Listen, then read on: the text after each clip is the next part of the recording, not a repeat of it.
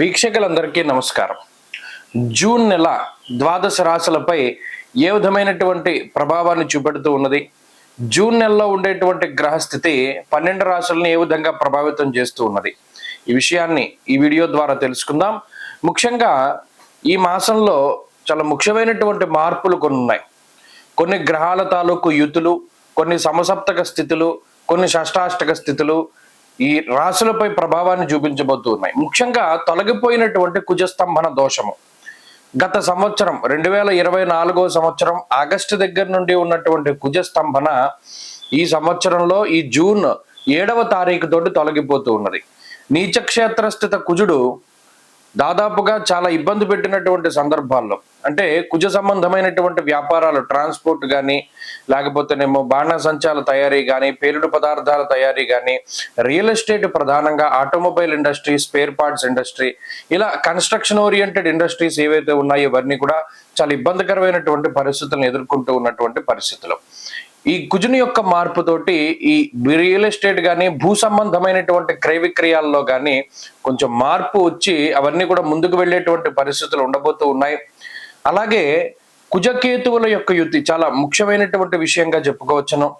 అలాగే కుజరాహువుల యొక్క సమసప్తక స్థితి కూడా, ఎందుకంటే కుజకేతువుల యుతికి ప్రాధాన్యత ఎప్పుడు అంటే కుజరాహువులు సమసప్తకాల్లో ఉంటారు కాబట్టి.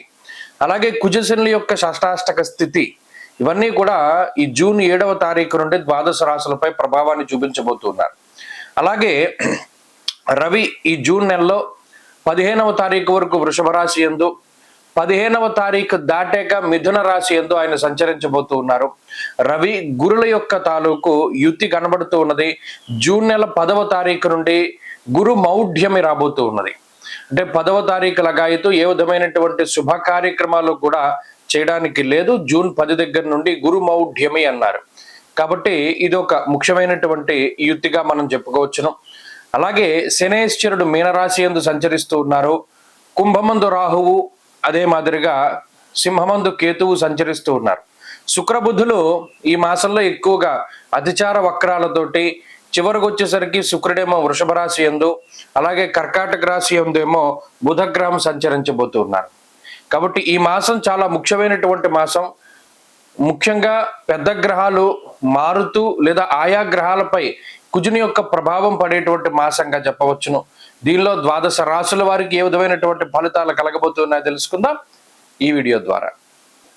మకర రాశి వారికి ఈ మాసం సాధారణమైనటువంటి మాసంగా చెప్పవచ్చును. ముఖ్యంగా ఇప్పటి వరకు కుజుడు సప్తమ స్థానం ముందు ఉంటే ఈ మాసం లగాయతూ అష్టమ కుజుడిగా కొంత ఇబ్బంది పెట్టేటువంటి స్థితిలో ఉన్నారు. గురుబలం లేదు, షష్ఠ గురుడు. అయితే ఈ మాసంలో షష్ఠ స్థానంలోకి రవి వస్తూ ఉన్నారు, ఇది ఒక మంచి విషయం. అలాగే రాహు 2వ స్థానంలో అనుకూలించే గ్రహం. చాలా మంది రాహు 2లోకి రాగానే సమస్యలు వచ్చేయండి అనుకుంటున్నారు. అందరికీ రాహు దశలు నడుస్తూ ఉన్నటువంటి వారికి మాత్రమే వస్తాయి. ఆ రాహు యొక్క స్థితిగతులను బట్టి మాత్రమే వస్తాయి. కాబట్టి మకర రాశి వారికి కుంభరాహు అనేటువంటి స్థితి మంచిదే, గోచార పరంగా అదేం చెడు చేయట్లా. అలాగే ఈ 3వ స్థానం ముందు శని యోగిస్తూ ఉన్నారు. గమనిస్తే దీర్ఘ సంచార గ్రహాల్లో రాహు యోగిస్తున్నారు, శని యోగిస్తున్నారు, రవి యోగిస్తున్నారు. శుక్రబుధుల తాలూకు అనుకూలతలు ఉన్నాయి. చంద్రబలం కూడా ఈ మాసంలో అడపాదడపా వస్తూ ఉంటుంది. ప్రత్యేకించి ఈ నెలలో మిమ్మల్ని పర్టికులర్ గా ఇబ్బంది పెట్టేటువంటి గ్రహం ఉంది అంటే అది కుజుడు మాత్రమే, అష్టమ స్థాన స్థిత కుజుడు. అయితే ఈ కుజుడు కూడా ఒక అందుకు ఎలా ఉపయోగపడతారు, స్థాన నాశం రుణచ్ఛేద అష్టమస్తే ధరాసుతే అన్నారు. అంటే రుణబాధలు తగ్గించుకోవడానికి ఉపయోగపడతాడు ఆయన. స్థానచలనం కలుగుతుంది, ఉద్యోగ పరంగా వాటి పరంగా కొంత స్థానం మార్పు కలగడం. రవి యొక్క స్థితిగతులు 6వ స్థానంలో ఆరోగ్యం నిత్య సంతోష అన్నారు. మానసికమైన ఆరోగ్యం ఉంటుంది, ఆర్థికంగా వెసులుబాటు ఉంటుంది. రుణాల మీద ఎక్కువ కాన్సన్ట్రేట్ చేస్తారు, రుణాలు తీర్చుకోవడానికి వాటికి. ఇక్కడ ఉద్యోగపరమైనటువంటి మార్పు గురించి మనం చెప్పుకోవాలి. ఉద్యోగపరంగా స్థానం మార్పు చెందడానికి లేదా ఉద్యోగాన్నే మార్పు చేయడానికి అవకాశం ఉంటుంది. అయితే ఇవి మంచి మార్పులు, ఇవేం చెడు చేసేటువంటి మార్పులు కాదు. అంటే దీనివల్ల మనకి ఏదైనా చెడు జరుగుతుందేమో అనేటువంటి భయంలా కూడా పాజిటివ్ గానే ముందుకు సాగుతూ ఉంటుంది. కాబట్టి మార్పు అన్నది సహజం. ఇక ఆర్థిక వ్యవస్థ బలోపేతం అవుతుంది. ఆర్థికంగా జూన్ నెలలో ఏమి ఇబ్బందులు కనబడడం లేదు. ఆరోగ్యపరంగా జూన్ నెలలో మకర రాశి వారికి ఇబ్బందులు కనబడడం లేదు. ఈ కుజుడు అష్టమంలో ఉన్నప్పుడు ఏ రకంగా ఇబ్బంది పెడతారండి అంటే కొంత ఏదైనా మనం స్వయంకృత అపరాధాలు చేసేలాగా, అతి కోపం వల్ల కానీ, లేదా అతి ర్యాష్ డ్రైవింగ్ వల్ల కానీ, లేదా సరైనటువంటి సేఫ్టీ ప్రికాషన్స్ పాటించకుండా కొంత సాహస కృత్యాలు చేస్తూ ఉండడం, అంటే ఈ బంగీ జంపులు లేకపోతేనేమో ఈత కొట్టడాలు ఇటువంటివి ఏమి చేయకూడదు. కొంతకాలం పాటు సాహస కృత్యాలు చేయకూడదు. అష్టమంలో కుజుడు ఉన్నప్పుడు అది చాలా ప్రమాదము. ఫాస్ట్గా తోలకూడదు బండి, దానివల్ల కూడా ప్రమాదం వస్తుంది. కాబట్టి ఈ కుజుడు అష్టమంలో ఉన్నప్పుడు ఆరోగ్యం పట్ల స్వయంకృత అపరాధాలు జరగకుండా జాగ్రత్తగా ఉంటే మంచిది. అలాగే చిన్నపాటి సర్జరీలు ఏమైనా అవసరమైతే కుజుడు చేయిస్తారు కాబట్టి ఆరోగ్యపరమైనటువంటి ఇది కొంత మంచి చేస్తారు, ఆయన ఏం పూర్తిగా చెడు చేయడు. ఈ విషయాన్ని కూడా దృష్టిలో పెట్టుకోవాలి. కానీ అష్టమ కుజుడు అంటే కొంతమంది భయపడుతూ ఉండేటువంటి తరుణంలో దానికి సంబంధించిన రెమెడీ చేసుకోవచ్చును.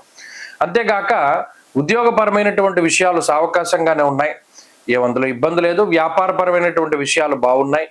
ప్రత్యేకించి కుటుంబ సభ్యులతో ఉండేటువంటి రిలేషన్ మెరుగుపడుతుంది. సంతాన సంబంధమైనటువంటి సమస్యలు తగ్గుతాయి. మరీ ముఖ్యంగా ఇరుగు పొరుగు వారితో సఖ్యత రావడం అనేటువంటిది ఈ నెలలో చూడొచ్చు ఖచ్చితంగా. మీరు మకర రాశి వారు ప్రతి పని ముందుకు సాగుతుంది. ఇల్లు కొనుక్కోవాలి, బండి కొనుక్కోవాలి, లేదా ఏదైనా వాహనాలు కొనుగోలు చేయాలి, లేదా పలానా శుభ కార్యక్రమం చేయాలి, ఇవన్నీ కూడా చాలా సావకాశంగా ముందుకు వెళతాయి. కాబట్టి ఈ కుజుని యొక్క అష్టమ స్థాన స్థితి దోషం మినహాయించి మిగతా గ్రహాలు ఏవి ప్రతికూలంగా లేవు. ఆ దోషాన్ని కూడా తొలగించుకోవడానికై సుబ్రహ్మణ్యారాధన, ప్రత్యేకించి ఈ నెలలో మంగళవారాలు సర్పసూక్తంతో సుబ్రహ్మణ్య స్వామికి అభిషేకం జరిపించుకోవడం ద్వారా ఈ అష్టమ కుజ దోషం నుండి బయటపడడానికి అవకాశం ఉంటుంది. స్వస్తి.